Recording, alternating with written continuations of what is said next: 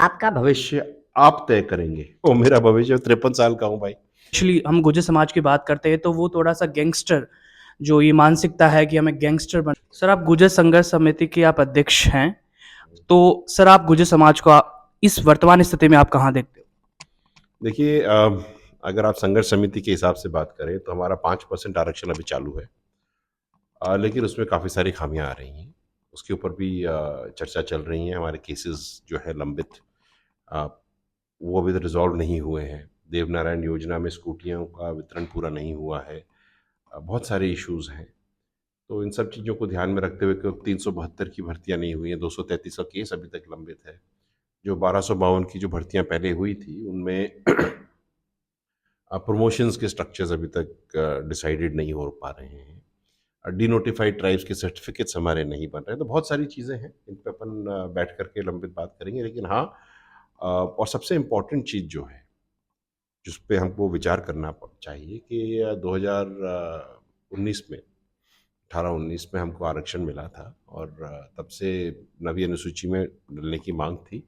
अभी तक वो डली नहीं है। समाज भी चाह रहा है, हम भी चाहते हैं कि नवीं अनुसूची में डले, जिससे कि कम से कम एक परत, एक कवच तो मिले आरक्षण को। आज तो खुला है, ये चीज़ चल रही है। लेकिन इसके साथ साथ इस बात की भी खुशी है कि जब तक 5% आरक्षण अभी चालू है, आगे भी चलता रहेगा, भगवान करे।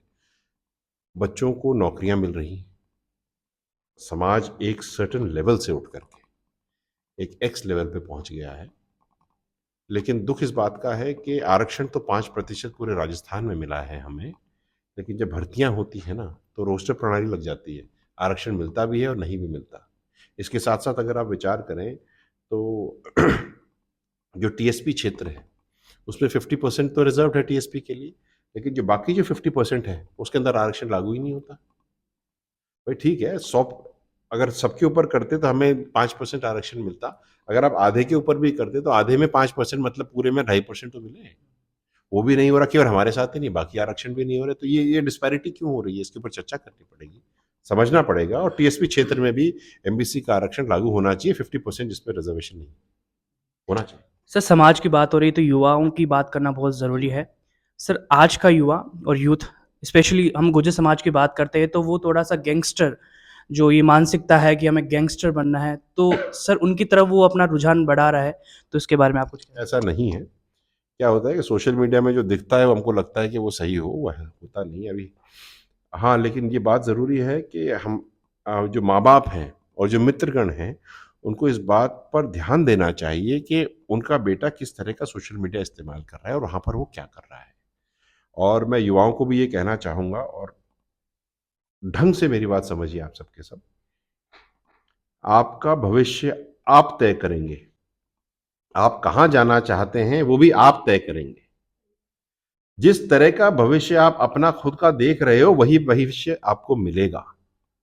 तो आप विचार के साथ, सही सार्थक चीजों के साथ अपना भविष्य तय करें। अन्यथा वो भविष्य भविष्य नहीं। इसलिए बी वेरी केयरफुल। और लाइन लेंथ, क्रिकेट में जब बॉलिंग करते हैं ना, तो लाइन लेंथ सही होनी चाहिए, तभी विकेट मिलती है भैया। लाइन लेंथ इधर हो गई तो बॉल वाइड भी जाती है और गड़बड़ भी हो जाती है, और कोई छक्का मार देगा आपकी बॉल पे, फिर आप खड़े रह जाओगे। Be very careful. सर युवाओं के भविष्य की बात हो गई, अब आपके भविष्य की हम बात करते हैं। आप खुद अपना भविष्य कहाँ तक देखते हैं? ओ मेरा भविष्य 53 साल का हूँ भाई। मेरा बेटा है 22 साल का। तो मेरा तो भविष्य तो जो होना था वो तो हो गया। हाँ, सार्थक भविष्य ये है, अगर आप ये बोले कि आने वाले कुछ दिनों में क्या होने वाला है, तो भाई हम तो समाज का तो काम कर ही रहे हैं। मेरा तो भविष्य, मेरे समाज का भविष्य, मेरा भविष्य एक ही है। समाज आगे बढ़े तो मेरा भविष्य भी आगे बढ़ेगा। सर यहाँ पर नाम नहीं लेना चाहूँगा, लेकिन कुछ ऐसे बहुत बड़े नेता हैं जो कहीं न कहीं समाज के लोगों को आगे नहीं आने दे रहे, क्योंकि वो नहीं चाहते कि और कोई बड़ा नेता हमारे साथ कोई नाम बने। तो इसके बारे में आप कुछ कहना चाहें? देखो, ये तो ऐसा है कि ये तो हर एक समाज में हो जाता है। ठीक है, तो ये सब कोई बहुत बड़ी बात नहीं है। बड़ी बात ये होती है कि जब पानी चलता है ना, और ये मैं समाज के युवाओं के लिए मैं बात करना चाहता हूँ कि जब पानी बहता है तो पानी अपना रास्ता खुद बना लेता है।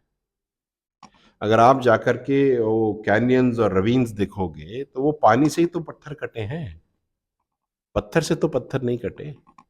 तो पानी जो युवा है, जो भविष्य है समाज का, और ये हर एक समाज के लिए है, वो लचीला भी है, कोमल भी है, निर्मल भी है, और इतना तेज भी है उसमें कि पत्थर भी काट सकता है। तो कोई किसी के लिए बाधा नहीं बनता, पानी अपना रास्ता खुद बना लेता है। तो ये थे हमारे साथ विजय वेसला जी, कैमरा पर्सन विजय चौधरी के साथ मैं दिनेश कुमार।